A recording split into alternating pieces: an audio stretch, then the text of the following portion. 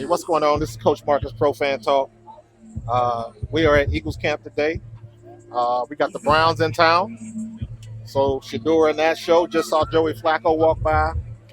Did not realize Joey Flacco was that big, like 6'6", 6'7". That joke is huge, man. But we're gonna have a good time today. A little bit heated out here, a little bit humid out here today. But we're gonna get some good work in. Eagles had a really good first preseason game. Saw some good things. Everybody's out. I see Tanner McKee out there warming up, and so we getting security is on high alert out here, even for alumni. So it is what it is. But we're gonna get a good day. We got a great day. We thought we were gonna have a little bit of rain, but does not look like it's the case. It is very humid out here, and got to rock the bucket hat today because bald heads and hot weather do not get along. You know what it is. So.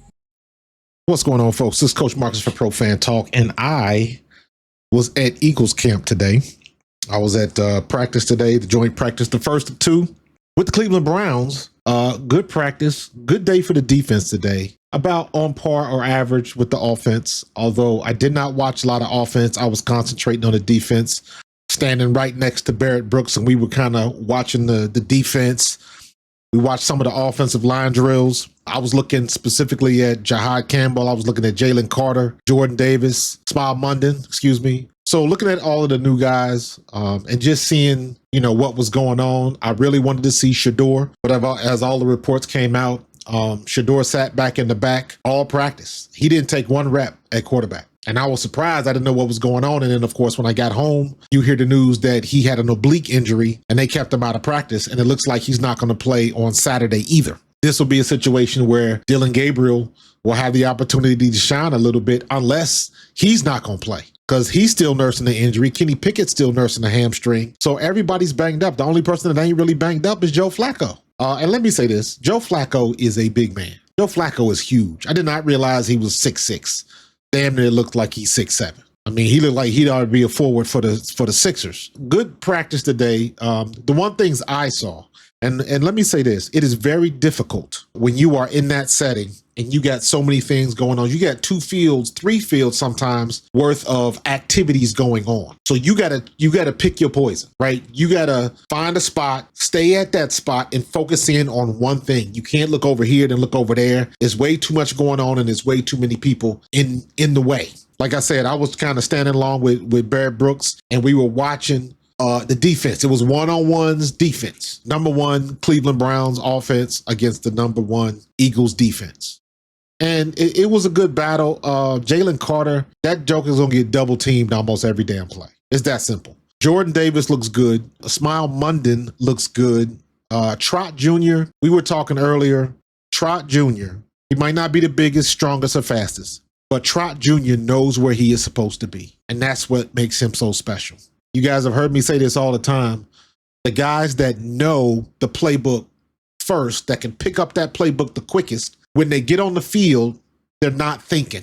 And when you're not thinking, you can move around on that field at pace, at speed, at full speed, because you know where you're supposed to be on the field at all times.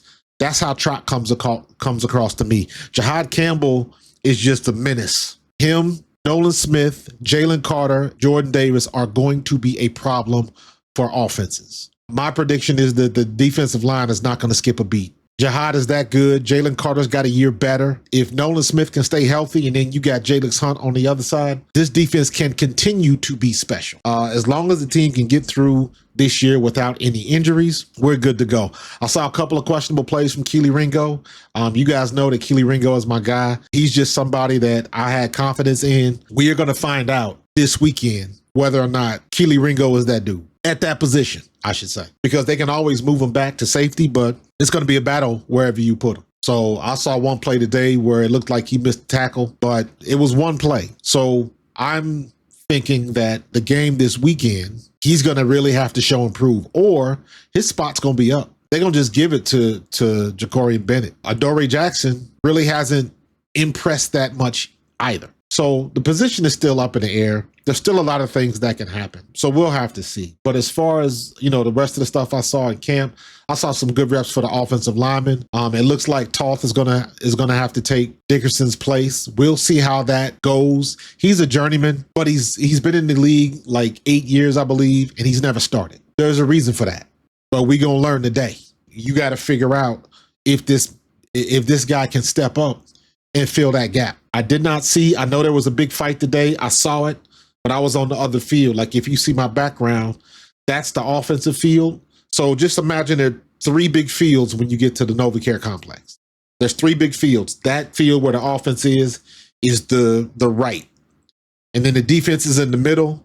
And then there's another field to the left. I was in the middle where it was Cleveland's offense against Eagles defense. At this particular point, we were still in warm-up. So I jogged over there and just kind of found me a nice open space. You see, there's not too many people running in front of the camera. Now, when you're watching the defense, I'm looking at this at an angle. So there's a ton of people on both sidelines lining up, and it's hard to see. So when the fight broke out, I saw it, but you couldn't see who was in it. And all I know is it went almost all the way down on the other side of the field, and they were going at it for a while. So I'm not even sure who was involved. I have to look that up. But a lot of times, if you are not a primetime player, if you are not a contract player, somebody that's going to stay around for a couple years, that's one of the quickest way to get promoted to fan is to start a fight. And then, if you start a fight and you didn't even make a play, that's bad for business. But in any case, that was getting more close to the end. So it was a disruption over there, but it didn't stop anything from the Browns and the Eagles defense going at it. Saw a bunch of guys there. Got a chance to talk to Dick Vermeil. Took a picture with my guy Barrett Brooks. Saw Dave Spadaro. Saw the OG Harold Carmichael, the Hall of Famer. I did not see BG. Missed him. Malcolm Jenkins. I saw Malcolm Jenkins walking around. He was walking around with his camera, so I thought he was one of the press. And I was like, damn, he looked familiar. But Malcolm Jenkins was there. And then, of course, obviously you get back and then I see the information that he's going into the Eagles Hall of Fame. But it was a good day of practice and enjoyed myself. It was a little bit heated out there. We had some water. We had some water ice. Green apple is underrated, by the way. And we had a good time. And didn't really learn too much. I already knew Jahad Campbell was going to be good. I already knew Jalen Carter's going to be good. The offensive linemen looked okay, but I couldn't tell you that they owned the day or anything like that. So you're really going to see what's going to happen on Saturday when they play the game. We'll see what's happened. I'll let y'all later. Go Birds.